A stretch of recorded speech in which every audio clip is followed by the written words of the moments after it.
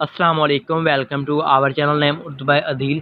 मैं हूं आपका दोस्त अदील। आज के इस वीडियो में राऊफ नाम के बारे में बात करते हैं।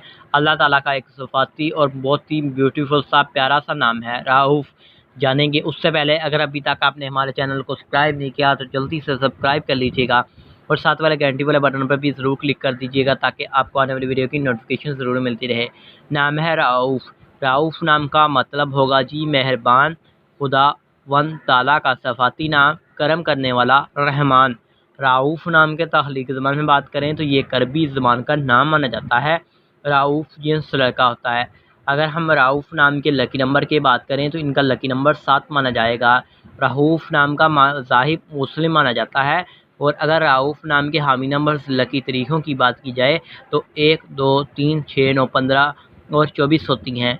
राऊफ नाम का बेहतरीन वक़्त 7 PM से लेकर 9 PM तक माना जाएगा।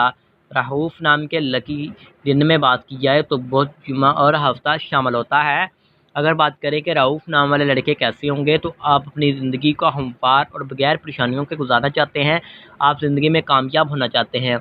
राऊफ नाम के हाकिम सियारे में बात की जाए तो उसमें ज़हीरा शामिल होता है और राऊफ नाम की मुआफ़िदातों में चांदी और तांबा भी शामिल होगा।